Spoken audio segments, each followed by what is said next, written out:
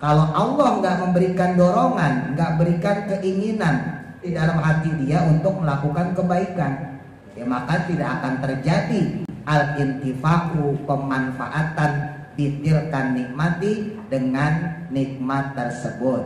Jadi memang andai kata ada orang memberi sesuatu kepada kita atau berjasa kepada kita, benar secara zahir dia yang melakukan itu, tapi hakikatnya sebenarnya adalah Allah Subhanahu wa Ta'ala. Makanya disinilah ujiannya manusia, bisa nggak kolbunya langsung ingat kepada Allah? Ya, ujian kepada kita nih. Ketika kita bersyukur, ketika kita berterima kasih, bisa nggak hati kita langsung connect kepada Allah? Karena pada hakikatnya yang mendorong orang tersebut berbuat baik kepada kita atau berjasa kepada kita adalah Allah. Bifadlillahi, ketika kamu mendapatkan karunia dari Allah, falyafrahu, maka bergembiralah. Ya, bahkan di surat Ad-Duha yang sering kita baca, fa'amma binikmati rabbika fahadis. Kalau kamu mendapatkan nikmat, ya fahadis, bilang sama orang. Maka kehadiran baginda Nabi besar Muhammad Sallallahu Alaihi Wasallam itu juga merupakan kebahagiaan buat kita, kegembiraan buat kita. Nikmat apa Pak yang paling besar selain nikmatnya kita beriman kepada Allah? Nikmat apa yang paling besar selain nikmatnya kita bernabikan kepada Nabi Muhammad Sallallahu Alaihi Wasallam? Gak ada nikmat lagi yang paling besar. Apalah artinya kita punya istri cantik, punya anak cakep, ya, punya uang banyak, punya rumah megah, kalau kita jadi orang kafir, mati masuk neraka Pak, gak ada artinya. Katakan dalam surah Ali Imran, qul in kuntum tuhibbunallah, katakan Nabi kalau mereka itu cinta kepada Allah, fattabi'uni, maka ikutilah aku, yuhibbukumullah, maka niscaya bakal itu dicintai oleh Allah. Cuman kan Nabi Muhammad udah wafat, lewat mana? Al ulama warasatul anbiya, lewat para ulama yang merupakan pewarisnya para nabi. Jadi gimana kita bisa mengenal Nabi kalau kita nggak pernah belajar? Ya, makanya dalam fondasi kita, ya, dalam aturan syariat kita, ini ada 3 hal: ada iman, ada Islam, ada ihsan. Supaya iman kita kuat, maka kita mempelajarinya lewat ilmu tauhid. Supaya Islam kita kuat, pelajari ilmu fikih. Supaya ihsan itu kuat, maka kita mempelajari ilmu tasawuf atau ilmu akhlak. Ya, ngaji maulid di mana-mana, ngaji Isra Mi'raj di mana-mana, semua panggung didatengin. Tapi ilmu yang penting, ilmu tauhid, ilmu syariat kagak dipelajari. Berarti fondasi di dalam dirinya rapuh. Fenomena yang sekarang nih, ya, bagus kita hadir di majlis-majlis tersebut, tapi jangan lupa kita punya makanan inti. Nah, ilmu tauhid sama ilmu fikih. Guru saya mengibaratin ilmu tauhid, ilmu fikih itu seperti makanan pokok, ya, nasi sama lauk pauknya. Sedangkan ilmu tasawuf, ilmu akhlak itu seperti vitamin, Mbak. Ya. Zaman sekarang mohon maaf ya, majlis taklim itu kalah saing sama majlis zikir, sama majlis sholawat.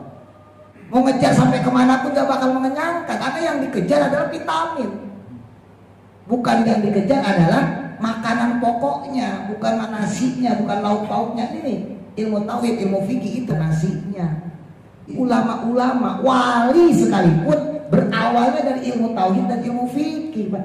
Diwujudkan dalam iman dan Islam melalui ihsan akhlak. Nabi itu pengen umat itu belajar. Saya yakin insya Allah kita yang hadir di sini itu nggak kalah dengan mereka-mereka yang bikin panggung, Pak. Kita ngaji buka kitab tafsir Al-Fatihah, mengkaji Fatihah, mengkaji hadis Nabi tadi itu, baca tadi penafsiran ulamanya. Insya Allah nggak kalah, Pak, dengan mereka-mereka yang berada di panggung. Insya Allah nggak kalah dengan mereka-mereka yang hadir di majlis-majlis yang hitungannya mungkin ratusan bahkan ribuan orang. Kenapa? Karena Nabi senang dengan mereka-mereka yang belajar. Ngaji ilmu tauhidnya cakep, keyakinan pada Allahnya kuat, fikihnya juga cakep, ditunjang sama akhlak yang bagus. Top.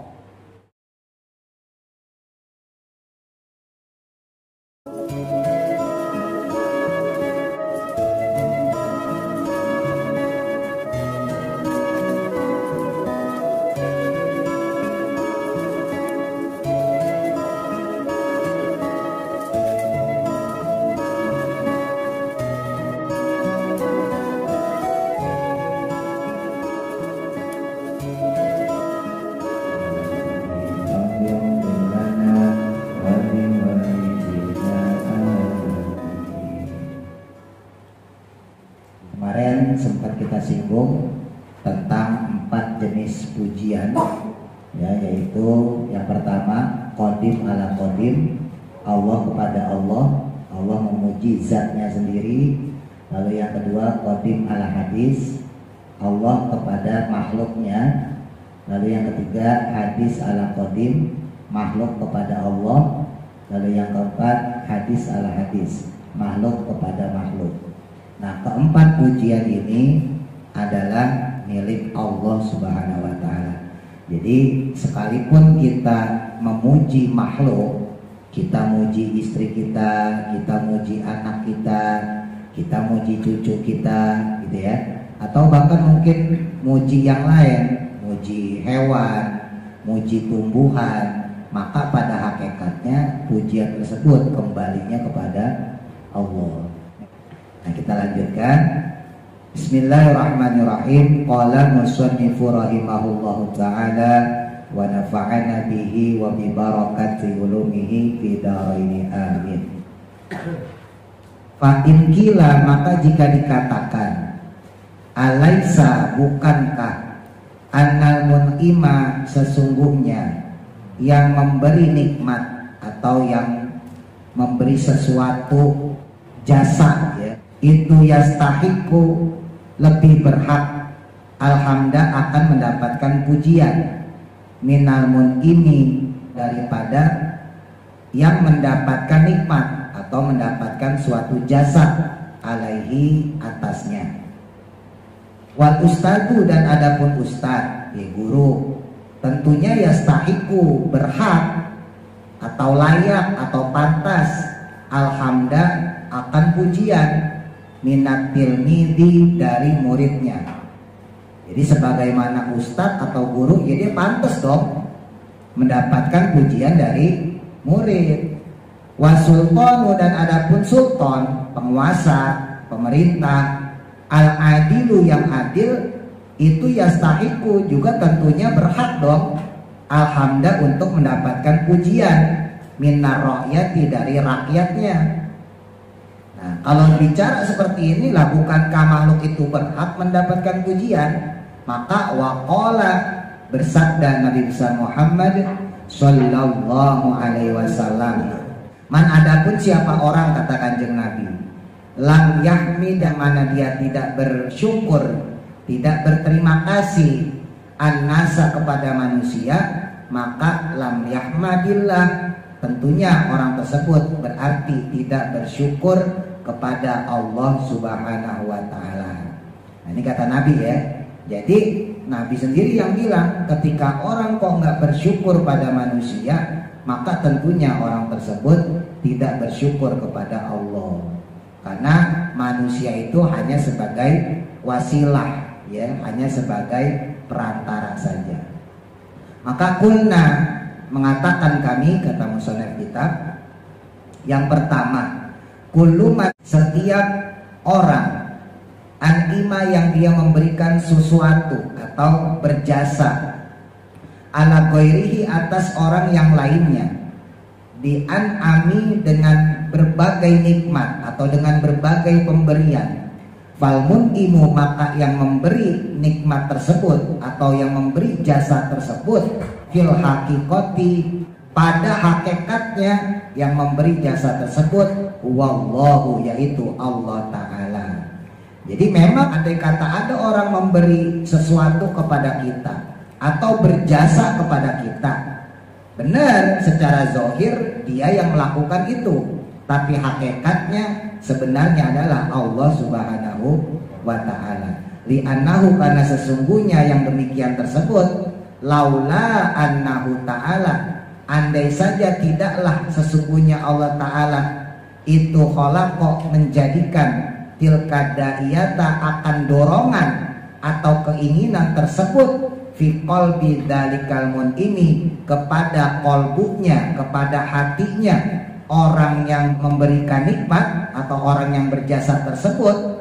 Kalau Allah nggak memberikan dorongan, nggak berikan keinginan, ya, nggak disusupin di dalam hati dia untuk melakukan kebaikan, maka wa illa, jika tidak, dia lam yaqdimu, maka tentunya tidak akan dia itu melakukan ala dzalikal in'ami, atas pemberian tersebut atau atas jasa tersebut.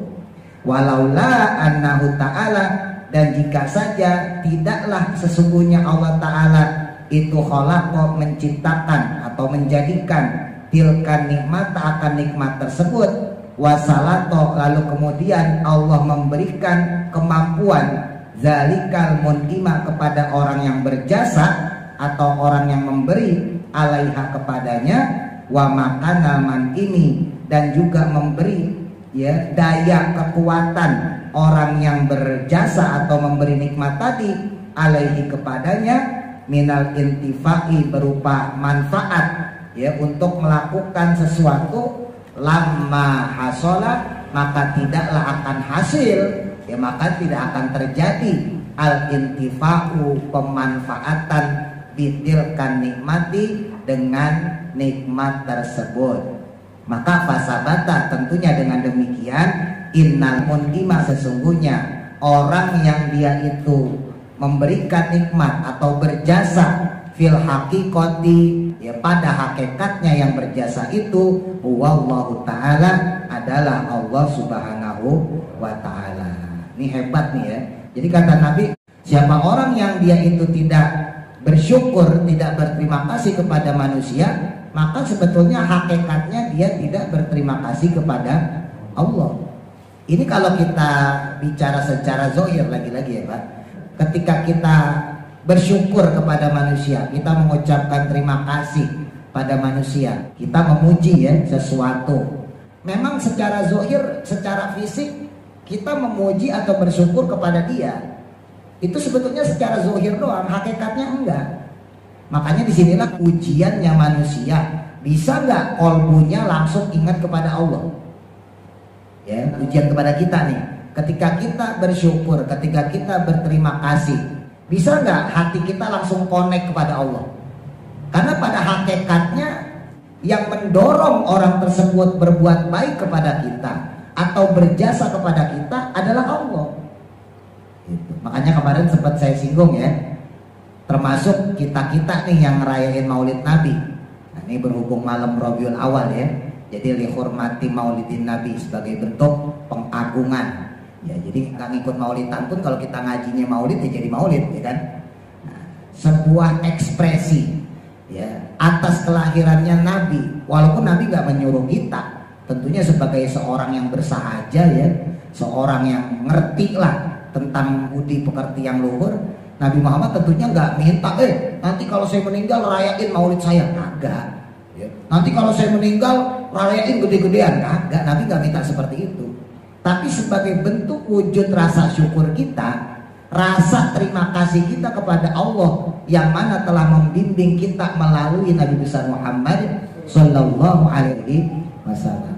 Ya, apalagi Nabi bilang, misalnya ketika Nabi puasa hari Senin, ya, ditanya sama sahabat, kenapa ya Rasul engkau puasa hari Senin? Kata Nabi, karena saya dilahirkan hari Senin. Itu kan sudah kiasan, ya. Kalau orang zaman dulu, Pak, kita nih orang-orang Indonesia khususnya, itu sering pakai bahasa-bahasa kiasan yang kalau dimaknai secara letterlock, ya dimaknai secara tekstual nggak bakal ketemu. Khususnya kita yang di Pulau Jawa ya, khususnya lagi orang Jawa misalnya. Contoh misalnya kayak lagu Turi-Turi Putih, ya. Itu kan lagu sebetulnya bukan ngomongin kembang, bukan. Ngomongin orang meninggal, ya kan. Turi-turi putih ditandur naik kebun abung, ya, dan seterusnya. Atau yang sering kita dengar lah, Tombo Hati, Tombo Hati, Kulimo Sawarna dan seterusnya ya.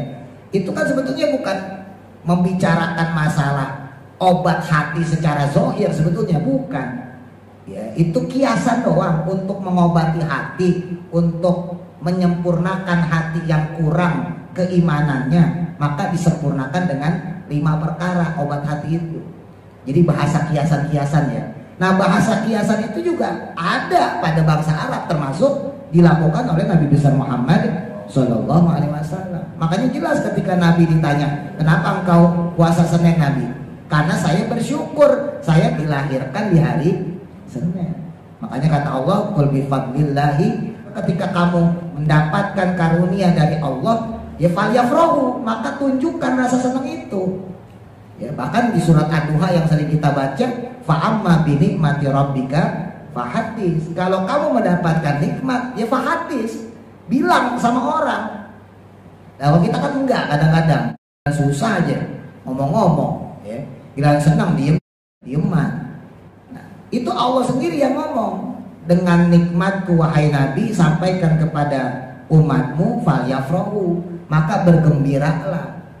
Dan jelas ya, Allah juga mengatakan dalam surah Ali Imran, qul in kuntum tuhibbunallah. Katakan Nabi, kalau mereka itu cinta kepada Allah, kalau kita memang senang, pengen dekat sama Allah, fattabi'uni. Maka kata Allah, bilangin kepada umatmu itu, maka ikutilah aku. Yuhibbukumullah, maka niscaya bakal mereka itu dicintai oleh Allah. Wa yaghfir lakum, dan akan diampun oleh Allah dzunubakum, atas dosa-dosa kalian itu. Jadi jelas ya, syaratnya untuk mencintai Allah tentunya lewat mencintai Nabi. Saya beri contoh misalnya seperti sumur, ya. Sumur itu ketika kita mau ambil airnya, tentunya kita harus pakai alat. Ya, ibaratnya alat itulah Nabi besar Muhammad Sallallahu Alaihi Wasallam. Alatnya apa? Ya timbanya itu. Ya, kalau sekarang ya pakai mesin, ya, mesin jet pump. Nah, nanti ada tuh pipa-pipa yang menyalurkan ke dalam rumah kita. Nah, pipanya itu ulama. Ya, kalau kita berani nyebur ke dalam sumur, ya mati kita, Pak. Ya, kita mempelajari Al-Quran tanpa melalui hadis Nabi, ya, tidak melalui kalam-kalamnya ulama. Ya, kita seperti orang masuk sumur pengen ngambil air tanpa perantara. Orang masuk sumur ngambil air tanpa perantara, ya mati, kagak bisa balik. Logikanya sebetulnya sederhana. Maka kehadiran ulama itu merupakan kebahagiaan buat kita. Terlebih lagi kehadirannya baginda Nabi besar Muhammad Sallallahu Alaihi Wasallam itu juga merupakan kebahagiaan buat kita, kegembiraan buat kita. Nikmat apa Pak yang paling besar selain nikmatnya kita beriman kepada Allah? Nikmat apa yang paling besar selain nikmatnya kita bernabikan kepada Nabi Muhammad Sallallahu Alaihi Wasallam? Gak ada nikmat lagi yang paling besar. Apalah artinya kita punya istri cantik, punya anak cakep, ya, punya uang banyak, punya rumah megah, kalau kita jadi orang kafir, mati masuk neraka, Pak, gak ada artinya. Jadi satu-satunya nikmat terbesar itu ya adalah iman dan Islam. Makanya kalau orang ceramah kan pasti itu, alhamdulillah, puja-puji syukur kan gitu, ya, yang telah memberikan limpahan nikmat kan itu, khususnya atau wabil khusus nikmat iman, nikmat Islam. Itu nikmat terbesar, Pak. Betul, punya duit ya nikmat, ya, dihindari dari musibah seperti yang kita bahas kemarin juga merupakan nikmat. Tapi ada nikmat yang paling besar.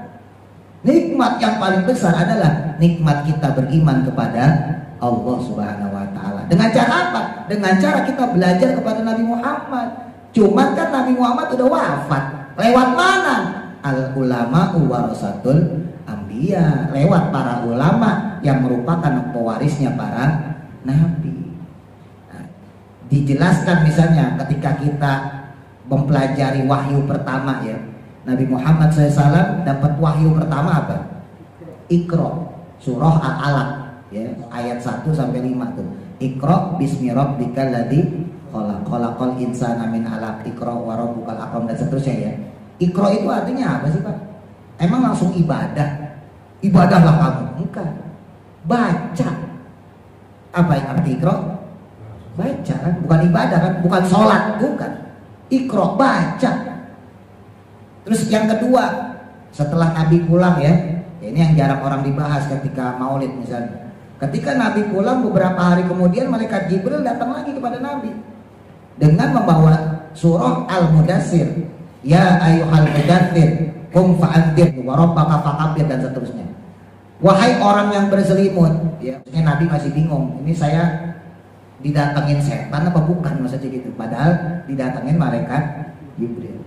Lagi-lagi disuruh sama Allah ingetin apa yang disampaikan oleh Allah Subhanahu wa Ta'ala. Baru warabbaka fakabbir. Habis itu terhadap Tuhanmu, ya, bertakbirlah. Besarkanlah Allah Subhanahu wa taala, memujilah kepada Allah. Jadi yang pertama itu pelajarin. Jadi gimana kita bisa mengenal Nabi kalau kita nggak pernah belajar? Ya, makanya dalam fondasi kita, ya, dalam aturan syariat kita, ini ada 3 hal. Ada iman, ada Islam, ada ihsan. Supaya iman kita kuat, maka kita mempelajarinya lewat ilmu tauhid. Ilmu tauhid bisa Bapak dapat dari ilmu Quran, ilmu hadis, ya. Termasuk tafsir Al-Fatihah, kita lagi mempelajari ilmu tauhid sebetulnya. Secara nggak langsung, ya, walaupun ada beberapa aspek fikihnya. Nah, yang kedua, supaya Islam kita kuat, pelajari ilmu fikih. Baru yang ketiga, ihsan. Supaya ihsan itu kuat, maka kita mempelajari ilmu tasawuf atau ilmu akhlak. Nah, ini 3 fondasi yang harus ada di dalam diri kita. Orang imannya kuat, tauhidnya kuat, yakin pada Allah, tapi kagak sholat, kagak ngerti fikih, kagak zakat, kagak puasa, ya hilang iman Islam ihsannya. Atau sebaliknya, ya, nggak yakin sama Allah, sholat, baca Quran, sodako, ya, pokoknya syariat dijalanin, tapi nggak yakin. Maka orang tersebut juga secara fondasi kekurangan, kehilangan kekuatan dari kolbunya yang dia miliki itu. Atau yang zaman sekarang banyak nih, iman Islamnya nggak kenceng, kagak kuat, ihsannya yang dikuatin. Ya, ilmu tauhid kagak punya, nggak pernah ngaji. Ya, ilmu fikih apalagi, sholat asal-asalan. Tapi ihsan aja dikejar, akhlak aja dikejar. Ya, ngaji maulid di mana-mana, ngaji Isra Mi'raj di mana-mana, semua panggung didatengin. Tapi ilmu yang penting, ilmu tauhid, ilmu syariat kagak dijalanin. Ya sama, berarti fondasi di dalam dirinya rapuh. Fenomena yang sekarang nih, ya.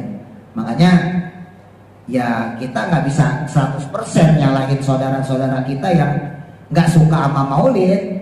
Ya kadang kitanya sendiri yang doyan maulid juga kebablasan sih. Ya. Maulid di mana-mana dijabanin gitu kan. Maulid di mana-mana didatengin. Lah pengajian yang penting ilmu tauhid, ilmu fikih kagak kita pelajarin. Ini fenomena sekarang tuh, Pak. Ya, bukan berarti nggak boleh ya, kita nggak usah ngikutin saudara kita yang itu, nggak usah. Lah menghadiri peringatan maulid penting, menghadiri peringatan Isra Mi'raj penting, tapi jangan lupa ada ibadah keseharian kita nih, ilmu tauhid sama ilmu fikih. Dan ilmu ihsan, ilmu akhlak itu intinya cuma satu, Pak. Intinya cuma satu, apa itu? Amar ma'ruf nahi munkar. Jalanin yang bagus, hindari yang jelek. Beda sama ilmu tauhid, beda ilmu fikih. Bapak kalau belajar ilmu tauhid, nanti kita akan belajar tentang sifat Allah, tentang kekuasaan Allah, tentang kehebatan Allah. Termasuk yang kita sekarang pelajarin, ya, pujian kepada Allah Subhanahu wa ta'ala. Jenisnya ada berapa, bagaimana macamnya, bagaimana tata cara yang baik supaya kita bisa benar-benar memuji Allah secara hakikat dan seterusnya. Begitu pula dengan ilmu fikih. Kita belajar bagaimana tata cara wudhu, bagaimana tata cara menghilangkan najis, hadas, cara sholat yang benar. Bahasannya banyak, Pak, kalau kita bicara iman dan Islam. Kalau kita bicara ilmu tauhid dan ilmu fikih. Tapi kalau bicara ihsan cuma satu. Ta'muruna bil ma'ruf wa tanhauna 'anil munkar. Kamu lakukan yang baik, kamu tinggalkan yang buruk. Makanya orang kalau ceramah mau dimanapun intinya satu itu doang, Pak. Karena yang diterangin itu ya akhlak, tasawuf. Bapak gak bakal dapetin di panggung, di podium ceramah ulama tentang ilmu tauhid, tentang ilmu fikih, sholat begini jamaah, kagak ada. Yang kita dapetin ya cuma satu ini, akhlak. Lakukan yang baik, tinggalkan yang buruk. Bukannya jelek berarti ya, bagus kita hadir di majlis-majlis tersebut. Tapi jangan lupa kita punya makanan inti. Nah, ilmu tauhid sama ilmu fikih. Guru saya mengibaratin ilmu tauhid, ilmu fikih itu seperti makanan pokok, ya, nasi sama lauk pauknya. Sedangkan ilmu tasawuf, ilmu akhlak, meningkatkan keimanan, keislaman kita lewat akhlak, itu seperti vitamin, Mbak. Ya, namanya makan ya nasi ada lauk pauk, berarti itu yang penting. Vitamin mah belakangan. Ya. Orang makan vitamin mulu, vitamin C dimakan, vitamin A dimakan, kagak makan nasi. Kenyang nggak kira-kira? Gak bakal mengenyangkan. Makanya anak zaman sekarang, mohon maaf, haus, mereka tuh haus mereka kejar kematian, gak bakal dapat sampai botak sariawan. Karena yang dikejar adalah vitamin, bukan yang dikejar adalah makanan pokoknya, bukan nasinya, bukan lauk pauknya. Ini ilmu tauhid, ilmu fikih itu nasinya. Mau ngejar sampai kemana pun gak bakal mengenyangkan, karena yang dikejar adalah ilmu akhlaknya yang cuma punya satu poin tadi. Ta'muruna bil ma'ruf wa tanhauna 'anil munkar. Lakukan yang baik, tinggalkan yang jelek. Udah intinya itu, Pak. Orang mau ceramah juga intinya itu. Bapak sholat Jumat dimanapun pasti intinya ya itu. Coba pikir-pikir, siapapun lah, mau ustadz, mau kiai, mau habib, segala macam, intinya cuma satu kalau ceramah. Apa kesimpulannya? Lakukan yang baik, tinggalkan yang buruk. Gak mungkin nerangin ilmu tauhid kayak gini, gak mungkin nerangin ilmu fikih. Lalu dari mana kita dapat ilmu tauhid, ilmu fikih? Ya lewat ngaji, lewat majlis taklim. Dan ulama-ulama besar itu lahir dari kecerdasan beliau dalam kedua ilmu itu. Al-Imam Ghazali misalnya, Hujatul Islam. Siapa yang gak kenal Imam Ghazali? Itu jelas beliau pasti ahli zikir karena ulama ya. Tapi beliau itu terkenal dengan kitab Ihya Ulumuddin, kitab yang menerangkan tentang ilmu fikih, menerangkan tentang toharo, menerangkan tentang tata cara wudhu, menerangkan tata cara menghilangkan najis, menerangkan sholat, baik dari aspek syariat maupun aspek hakikat. Maka terkenal beliau dengan kitabnya, kitab Ihya Ulumuddin. Dengan sebab itulah beliau menjadi waliullah. Syekh Abdul Qadir Al-Jilani, siapa yang gak kenal beliau? Apa beliau hanya sekedar ahli zikir? Enggak, beliau ahli fikih. Terkenal kitab beliau yaitu Al-Bunyah dan sebagainya. Kitab-kitab yang menerangkan tentang ilmu tauhid, bagaimana beriman kepada Allah, bagaimana meyakini Allah, senang ya beribadah kepada Allah. Diterangkan juga tentang masalah syariat. Jadi ulama-ulama, wali sekalipun berawalnya dari ilmu tauhid dan ilmu fikih, Pak. Diwujudkan dalam iman dan Islam melalui ihsan akhlak.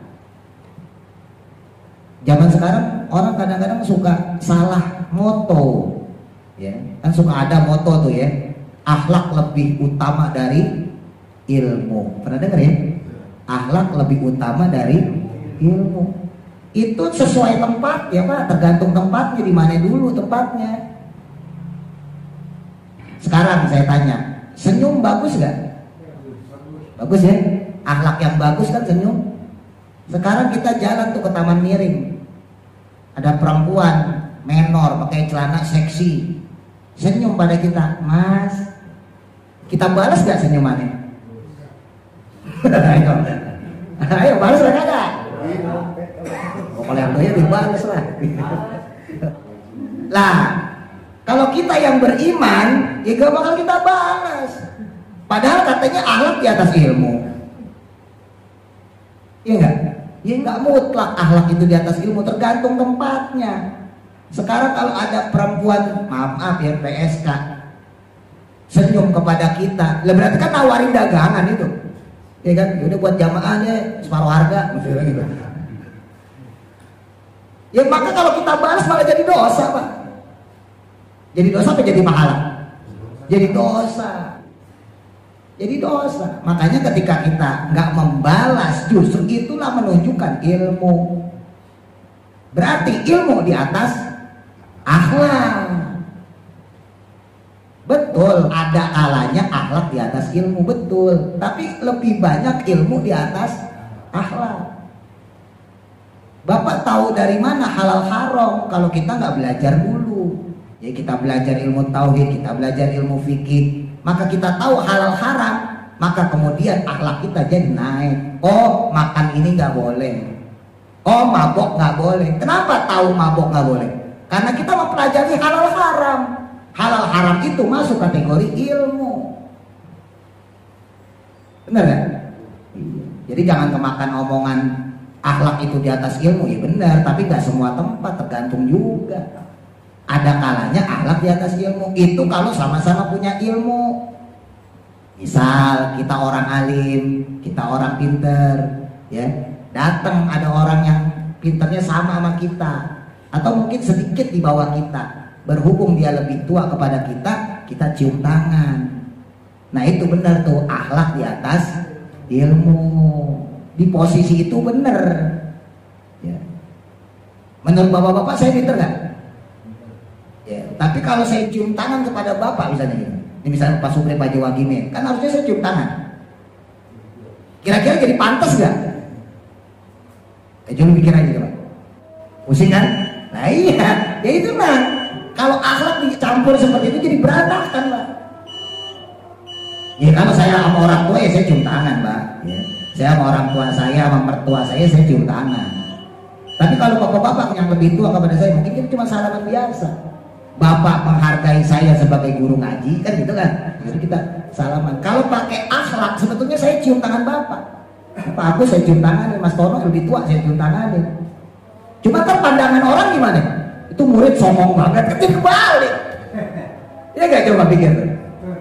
Nah iya makanya ada tempatnya akhlak di atas ilmu, ada tempatnya ilmu di atas akhlak juga ada tempatnya. Nah ini sekalian ya dihormatin Maulidin Nabi sekali lagi. Sambil kita nyenengin Kanjeng Nabi, kita merayakan Maulidnya Nabi. Nabi itu begitu. Nabi itu pengen umat itu belajar. Saya yakin, insya Allah kita yang hadir di sini itu nggak kalah dengan mereka-mereka yang bikin panggung, Pak.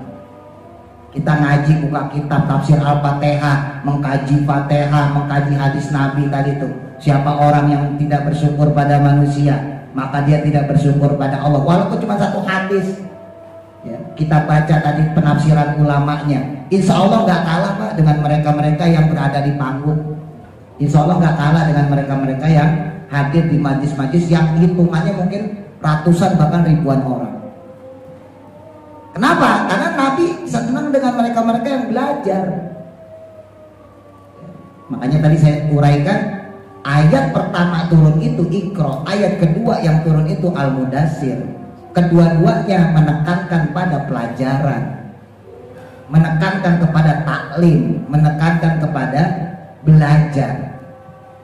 Bukan berarti zikir kagak boleh ya, zikir bagus, sholawat bagus, cuman itu ibarat vitamin. Kalau makanannya sudah cukup ya, makannya pakai nasi, pakai ayam ya, pakai sayur asem misalnya gitu, pakai ikan cuek, pokoknya dia enak deh. Tinggal kita pakai buahnya, vitaminnya tuh. Makan deh jeruk, makan deh pisang, makan deh apel sebagai penyempurna dari makanan kita. Tapi kalau kita tiap hari makan jeruk aja, makan nasi kagak, makan lauk kagak, mencret Pak. Tiap hari makan jeruk. Makanya pentingnya ngaji tuh begitu. Zaman sekarang mohon maaf ya, majlis taklim itu kalah saing sama majlis zikir, sama majlis sholawat. Saya harus ngomong kayak gitu, faktanya begitu kok. Ya, bukannya jelek sekali lagi ya, tetap bagus Pak. Bapak majlis zikir, majlis sholawat cakep Pak. Pahalanya gede banget, malaikat udah nggak kuat nyatet pahala kita kalau kita di majlis zikir, di majlis sholawat. Pahalanya gede banget, yakin 100% gede. Tapi pertanyaannya, produktif gak untuk agama? Apa yang kita dapatkan untuk produktivitas diri kita? Apakah kemudian setelah kita hadir di majlis zikir, di majlis sholawat, merubah sholat kita? Enggak. Sholat kita ya begitu-gitu aja. Orang kagak belajar. Apakah merubah tauhid kita makin yakin pada Allah? Ya enggak, begitu-gitu aja. Tetap aja gak punya duit mah. Ya Allah, gua mau punya duit lagi. Tetap aja begitu-gitu juga. Kenapa? Karena bukan itu yang dipelajari. Yang dipelajari akhlak. Intinya ta'muruna bil ma'ruf wa tanhauna 'anil munkar. Intinya lakuin yang baik, jauhin yang buruk. Lah udah intinya itu Pak. Dicari pengajian kan pasti intinya itu. Beda sama Bapak datang ke majlis ilmu tentang tauhid. Di musola kita misalnya ada Ustadz Hilmi ngajarin tentang fikih. Itu dibeberin banyak Pak. Bahkan mungkin kita pulang pun disuruh ulang kagak ngerti. Coba ulang apa yang diterangin. Tahu pokoknya begitu deh. Ini bapak nih pulang dari rumah ditanya sama istri, pelajaran apa tadi? Ya tafsir Al-Fatihah. Tentang apa? Pujian kayaknya. Kayak gimana? Ya begitu udah mentok loh.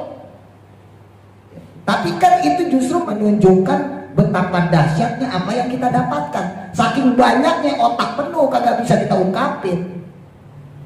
Tapi kalau Bapak datang tadi itu ke majlis yang ceramah ya, gampang, simpel. Kalau istri nanya, apa Pak ceramahnya? Lakukan yang baik, tinggalkan kemungkaran. Udah selesai. Karena intinya cuma itu. Makanya ketika Nabi Muhammad SAW diberikan perintah mengajarkan kepada umatnya, kepada hamba-hamba Allah, itu beliau sampai bikin majlis, Pak. Ya, ngajarin Quran, ngajarin sahabat tentang syariat. Jadi akhlak itu tetap bagus, nomor satu akhlak. Tapi jangan lupa melupakan ilmu yang kemudian menjadi perwujudan akhlak, itu jadi salah. Melupakan ilmu yang merupakan bagian sumber kehidupan manusia, pondasinya manusia, itu salah. Makanya mohon maaf saya lagi ya, saya sering ketemu sama orang-orang ngajinya kemana-mana, tapi saya tahu nih orang kagak ngaji yang begini, kagak ngaji ilmu tauhid, kagak ngaji fikih, mulutnya jelek Pak. Ya anak zaman sekarang nih misalnya gitu, yang umur 20-25, ngajinya di mana-mana, tapi mulutnya maaf mulutnya jelek, gampang mengucap yang kagak bagus lah. Bahkan pernah saya ngelihat habis ngaji baca maulid dia keluar kencing di depan comberan. Ini nggak cerita bohong, bener. Habis ngaji zikiran, habis ngaji maulid keluar kencing di depan comberan. Kan timbul pertanyaan, emang kagak diajarin? Ya pasti kagak diajarin, karena itu udah menyangkut masalah fikih. Ya, makanya yuk sebagai bukti wujud syukur kita, wujud senang kita kepada Nabi, ya, momentum lewat peringatan Maulid ya. Jadi kita manfaatin. Kalau emang senang sama Nabi, pelajari Nabi. Dari mana mempelajari karakter Nabi? Ya dari majlis taklim. Dari mana kita tahu selak beluknya kanjeng Nabi? Ya dari majlis taklim. Bagaimana kita tahu cara Nabi dalam bersosialisasi dengan masyarakat Madinah misalnya? Bagaimana beliau bersosialisasi dengan orang-orang kafir di kota Mekah misalnya? Ya tentunya lewat ngaji. Semua hukum itu adanya lewat pengajian. Sekali lagi ya, tanpa menafikan majlis zikir, majlis sholawat. Majlis zikir, majlis sholawat cakep. Itu ibarat vitamin buat kita, menumbuh kembangkan apa yang ada di dalam diri kita. Pondasi kita akan makin kuat ketika kita makin senang sama zikiran. Ngaji ilmu tauhidnya cakep, keyakinan pada Allahnya kuat, fikihnya juga cakep, ditunjang sama akhlak yang bagus. Toh. Ya. Tapi kalau akhlaknya bagus, sholat kagak, ngaji kagak, baca Quran kagak bisa. Ya. Terus apa yang mau dibanggakan di hadapan Nabi nanti? Kan kita katanya umatnya Nabi, pengen dibanggain sama Nabi. Maka carilah ilmu yang produktif. Saya nyebutnya bahasanya produktif ya. Produktif itu apa? Berarti membuat kesan dalam diri kita. Ketika kita ngaji ada kesan dalam diri kita. Makanya kata Imamul Ghazali, guru yang hebat itu bukan guru yang dikenang sama muridnya, tapi ketika dia mengajar maka si murid langsung ingat Allah. Jadi saya ini nggak sukses kalau bapak malah ingat sama saya nggak sukses. Oh Pak Ustadz bagus sih ngaji, malah nggak sukses saya. Tapi ketika saya ngajar bapak malah ingat Allah. Oh Allah tuh seperti ini. Oh pujian kepada Allah seperti ini. Oh Allah tuh baiknya seperti ini. Oh maha kuasanya Allah seperti itu. Itu baru saya sukses. Jadi kesuksesan kita belajar itu bisa kita lihat sejauh mana kita semakin yakin kepada Allah, semakin dekat kita kepada Allah, semakin senang kita beribadah kepada Allah. Jika kita kok nggak kenal Allah, bahkan nggak tahu Allah itu siapa, yang kita tahu ya Tuhan itu. Jika kita kok makin jauh sama Allah, tanpa ada rasa ingin dekat kepada Allah, tanpa ada rasa keinginan kita untuk semakin senang kita beribadah, taqarrub ilallah, berarti mohon maaf, mungkin pengajian kita yang kita lakukan itu gagal. Mungkin usaha kita itu gagal. Kenapa? Karena nggak produktif, ya, tidak menambah daya kekuatan dalam diri kita untuk semakin mahabbah kepada Allah. Mudah-mudahan manfaat. Al-Fatihah. Bismillahirrahmanirrahim. Alhamdulillah.